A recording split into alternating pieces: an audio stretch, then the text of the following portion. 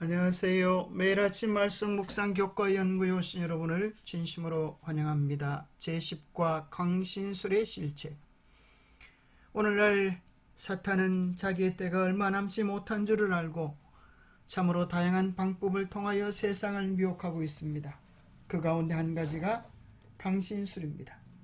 죽은 자의 영혼처럼 나타나는 그 많은 현상들은 사실은 사단과 악한 천사들이 세상을 속이는 속임수에 지나지 않습니다. 강신술의 치명적인 결과, 구약이 말하는 죽음, 신약이 말하는 죽음, 마지막 때의 강신술 원투. 기억절. 주께 소령과 천사장의 소리와 하나님의 나팔 소리로 치니 하늘로부터 강림하시리니 그리스도 안에서 죽은 자들이 먼저 일어나고 그 후에 우리 살아남은 자들도 그들과 함께 구름 속으로 끌어올려 공중에서 주를 영접하게 하시리니 그리하여 우리가 항상 주와 함께 있으리라. 데살로니가전서 4장 16절 17절 말씀. 죽은 자들이 언제 부활한다고 성경은 말하고 있습니까? 예수님께서 다시 재림하시는 그날 죽은 자들이 일어나게 될 것입니다. 우리 살아남은 자들도 변화되어 구름 속으로 끌어올려 공중에서 주님을 영접하게 하실 것입니다. 오늘날 마귀는 강신술을 통하여 심지어 그리스도의 모습까지 변장하여 나타나기 때문에 주님은 그 모든 속임수의 실체를 분별하도록 공중에서 주님을 영접하게 하는 권세를 베풀어 주시겠다 하셨습니다. 공중에서, 고로 이 땅에 발을 딛고 자기가 그리스도라고 하는 자들, 자기가 하나님이라고 하는 자들, 그 모두는 다 거짓인 것입니다. 둬야 할 질문. 성경은 영혼 불멸에 대하여 무엇을 말하는가? 성경은 죽은 자와의 교통에 대해서 무엇을 말하는가? 마지막 시대에 등장할 강신술의 모습은 어떤 것들이 있을까? 한번 생각해 보시고 토의해 보시고 연구해 보시면 좋겠습니다. 일요일 소식. 강신술의 치명적인 결과. 에덴 행복을 누리는 아담과 하와를 시심했던 사단은 뱀을 매개체로 하와에게 접근합니다.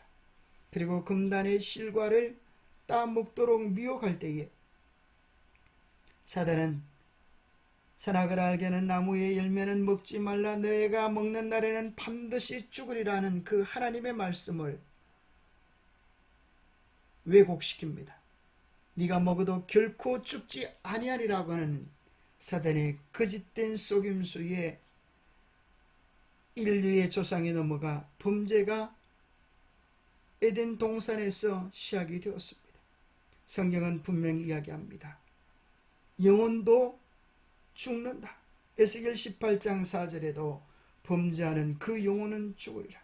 마태복음 10장 18절에도 몸과 영혼을 능히 지옥에서 멸하실 수 있다고 이야기하십니다. 그런데 오늘날 수많은 강신술의 영혼 불멸의 사상들은 사람들을 세뇌시켜 사람은 죽어도 영혼은 영원히 불멸하고 심지어 하나님을 믿지 아니한 이들은 지옥불 속에서 영원히 고통당한다고 가르치고 있습니다.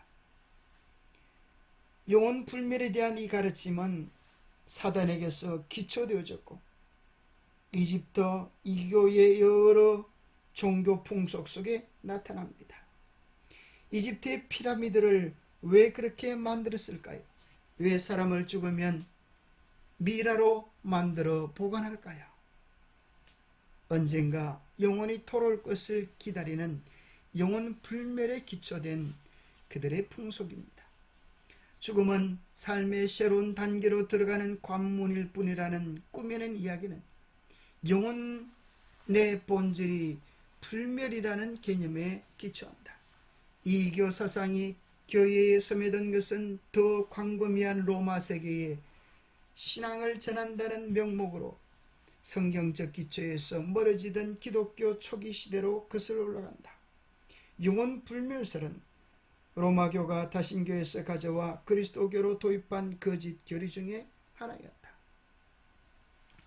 오늘날 이 세상에 수많은 미디어 매체들 속에 마치 영혼이 죽으면 천국 가고 지옥 가고 또 이 세상을 떠도는 것처럼 그렇게 오해시키는 수많은 영상물들이 가득합니다. 성경은 뭐라고 이야기할까요?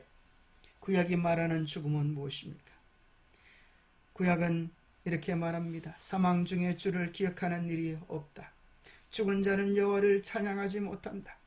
다윗도 조상들과 함께 누워 다윗성에 장사되었다. 솔로몬도 그의 조상들과 함께 자고 있다. 여로보암이 왕이 된 지 22년에 그도 그의 조상들과 함께 잔다. 수많은 믿음의 부조들이 죽어서 천당이나 지옥 간 것이 아니라 죽음의 잠을 잔다고 표현해주고 있습니다. 뿐만 아니라 신약에도 똑같은 사상으로 이야기합니다. 심지어 우리 주님께서도 나사로가 죽었을 때 나사로를 향하여 깨우러 가시는 주님의 모습에 대해 이렇게 말합니다. 우리 친구 나사로가 잠들었도다. 그러나 내가 깨우러 가노라. 제 아들이 이르되 주여 잠들었으면 낫겠나이다. 예수님은 그의 죽음을 잠자는 것이라고 표현하는데 제 아들은 미처 깨닫지 못한 것입니다. 이에 예수님께서 밝히 이르시되 나사로가 죽었느니라. 예수님은 죽은 나사로를 깨우실 수 있는 권세가 있으신 분이십니다. 예수님께서 죽은 지 나흘이 되어 썩어 냄새나는 나사로의 무덤에 가서 나사로야 나오너라라고 말씀하실 때 나사로가 천국에 있다가 땅으로 내려왔나요? 아니에요. 무덤 속에서 붕대에 동인체로 걸어 나오는 그 정확한 기록을 우리는 요한복음 11장에서 확인하게 되는 것입니다. 신약의 기자들은 역시 죽음을 잠으로 표현할 뿐 아니라 다시 깨어날 날이 있는데 바로 그 날이 우리 주님의 영광스러운 재림의 날이라고 이야기합니다. 보라, 내가 너희에게 비밀을 말하노니 우리가 다 잠잘 것이 아니요 마지막 나팔의 순식간에 홀연이 다 변화되리니 나팔 소리가 나매 죽은 자들이 썩지 아니할 것으로 다시 살고 우리도 변화되리라. 예수 그리스도의 다시 오시는 그 영광의 날에 죽은 자들이 무덤 가운데서 부활하게 될 것을 이야기해 주고 있습니다. 데살로니가전서 4장 15절 17절에도 말합니다. 주께서 호령과 천사장의 소리와 하나님의 나팔 소리로 친히 하늘로부터 강림하시리니 그리스도 안에서 죽은 자들이 먼저 일어나고 그 후에 우리 살아남은 자들도 그들과 함께 구름 속으로 끌어올려 공중에서 주님을 영접하게 될 것을 말씀해 주고 있습니다. 수일소지 마지막 때에 강신술이 가득 찰 것인데 마태복음 14장 5절에 보면 주님께서 많은 사람들이 사탄의 모습으로 나타나 미혹하는 것이 아니라 내 이름으로 그리스도의 이름으로 나는 그리스도라 하여 많은 사람을 미혹하겠다 말씀하십니다. 거짓 선자들이 일어나고 거짓 선자들이 거짓 그리스도들과 거짓 선자들이 일어나서 무엇을 통하여 사람들을 미혹한다고요? 큰 표적과 기사를 통하여 택하신 자들도 미혹할 것을 이야기해 주고 계십니다. 특별히 그 가운데 우리는 계시록 13장 4절에서 용 곧 마귀가 짐승에게 권세를 주면서 짐승으로 수많은 사람들의 경배를 받도록 합니다. 그 짐승은 계시록 13장 3절에 보면 죽게 되었던 상처가 난 교황청 세력임을 발견하게 됩니다. 오늘날 사단 마귀가 강신술을 통하여 세상을 미혹하고 있는 것입니다. 1917년 5월 13일 포르투갈의 파티마에서 마리아가 나타납니다. 참으로 성스럽고 아름다운 마리아의 모습으로 나타나서 세상에 일어날 일들을 비밀을 공개하는 것입니다. 실제로 마치 마리아가 나타난 것처럼 세상을 속입니다. 이 짐승은 무엇입니까? 바로 다니엘서에서 나오는 사자, 곰, 표범, 무섭고 놀라운 짐승이 합쳐진 마지막 시대에 일어날 적그리스도 교황청의 세력을 묘사해 주고 있습니다. 다니엘서 11장 42절 43절에 보면 교황청을 통하여서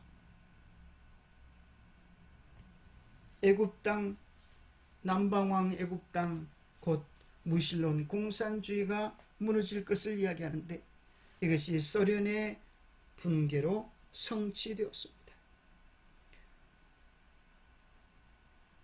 타임즈에도 이 기사가 나왔습니다. 거룩한 동맹, 미국과 교황의 연합, 레이건과 요한 바오로 2세가 육조 간격으로 총을 맞고 둘 다 살아납니다. 그리고 하나님께서 우리를 위하여 특별한 사명이 있기 때문에 우리를 구원하셨다. 이 사명을 성취하자는 것입니다. 그래서 그 사명이 무엇인가? 공산주의를 몰락시키자, 소련을 무너뜨리자라고 하는 비밀 제휴를 하게 됩니다.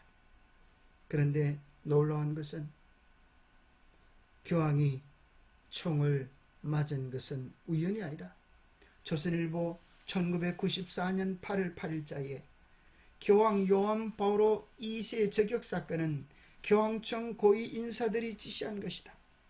교황청 관리들이 범인이 나그차에게 총을 쏘되 죽이지는 말도록 지시했음이 밝혀졌다. 그들이 짠 작전이었다고 하는 사실을 뒤늦게야 발견하게 되었습니다. 그리고 마리아가 나타난 날이 5월 13일이었는데 바로 그 동일한 날 5월 13일 날 파티마에서 교황이 피습당합니다. 바로 이 모든 전략, 교황과 레이건이 총을 맞고 6주간 경만에 살아나고 그들의 연합을 통하여 소련을 붕괴시키는 이 엄청난 시나리오는 사실은 마리아가 보내준 지시입니다. 그것이 파티마의 비밀 속에 교황에게 큰 순환이라고 하는 제목의 기사를 우리는 한국 일보에서 발견하게 됩니다.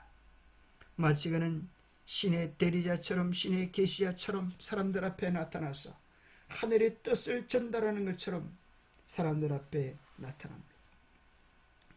1917년 7월 13일 파티마의 성모가 다시 아이들에게 나타나서 이 아이들에게 지옥을 보여줍니다. 그 지옥의 환상 속에서는 흑색 또는 청동색의 숫덩이와 같은 영혼들과 악마들이 화염과 염기에 휩싸인 끔찍한 모습을 보여줍니다. 이러한 것을 보는 사람들이, 설명 듣는 사람들이 어떻게 지옥의 존재를 믿지 아니할 수가 있겠습니까? 이 모든 것들이 말씀에서 진리에서 떠나게 하려는 사탄의 강신술입니다. 교황 요한 바오로 2세는 자신의 생명을 구해주신 마리아께 공적으로 감사했다.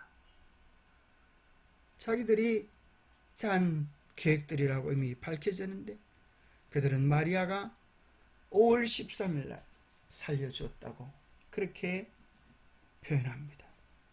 그리고 이듬해인 1982년 5월 13일 파티마를 방문하여 미사를 봉헌한 후에 성모님의 티없는 성심께 러시아와 전 세계를 봉헌하는 일을 요한 바오로 2세가 합니다. 러시아를 성모께 바쳤던 것처럼 전 세계를 성모에게 바치려고 시도할 것입니다. 모든 것의 여왕 마리아라고 하는 세계는 여러 가지 면에서 20세기는 마리아에게 속한 세계였다. 환상을 본 사람들은 거의 모든 대륙에서 400개 이상의 마리아 환영들을 보고했는데 이는 지난 3세기에 있었던 것을 합친 것보다 더 많다. 마리아 열풍이 마리아의 천년 시대를 예고하고 있음을 보여준다. 이제 앞으로 우리는 더욱 많이 또 분명히 마리아의 나타나는 사건들에 대한 이야기들을 더 많이 듣게 될 것입니다. 그리고 오늘날 많은 사람들은 마리아를 신으로 대접하는 그러한 일을 하고 있는 것입니다. 목율소지 마지막 때의 강신수. 사단은 얼마나 큰 속이는 사기꾼인지, 심지어 그리스도의 모습으로도 나타날 것이 예언되어 있습니다. 24절에 보면 거짓 그리스도들과 거짓 선자라 그랬습니다. 그들이 나타나서 큰 표적과 기사를 보이고 사람들을 미혹하겠다고 한 것입니다. 그러나 우리 주님 말씀하시기를 속지 말라, 나가지 말라, 그들을 믿지 말라. 우리 주님은 번개가 동편에 나서 번쩍임같이 모든 사람이 볼 수 있도록 그렇게 재림하신다고 말씀하시는 것입니다.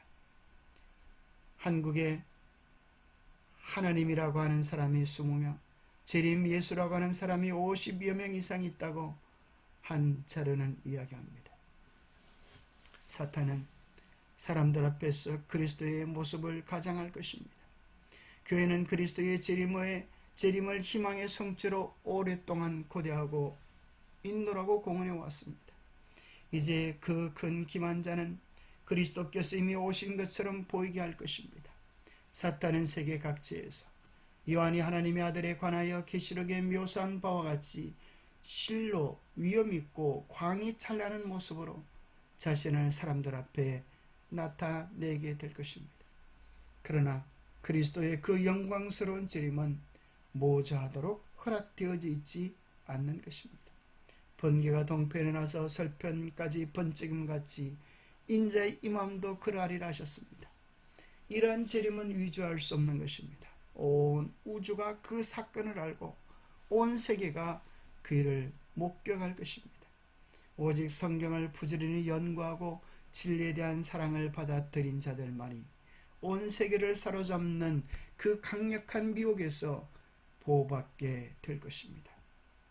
기도하겠습니다. 하나님 아버지, 사단 마귀는 자기의 때가 얼마 남지 않은 줄을 알고 어떻게 하면 택하신 자도 미혹할 수 있을까 하여 교회 안에서 표적과 기사를 행하며 영혼 불멸설을 수많은 사람들에게 암암리에 가르치고 있습니다. 하나님, 그 영적 실체를 바르게 분별하게 도와주시고 우리가 드릴 예배는 오직 하나님 뿐임을 깨닫게 도와주셔서 거짓된 사단의 속임수에 넘어가 우상을 예배하고 하나님 외에 다른 신을 예배하는 어리석은 일이 일어나지 않도록 도와주옵소서. 우리로 하여금 바른 말씀 위에, 바른 진리 위에 굳게 서서 하나님께 온전한 영광을 드리는 지혜로운 일꾼들이 되도록 축복하여 주시옵기를 우리 주 예수 그리스도 이름 어지하여 간절히 간구하옵나이다. 오직 말씀, 오직 예수, 오직 진리를 따라가는 우리 모두가 되시기를 축복합니다. 감사합니다.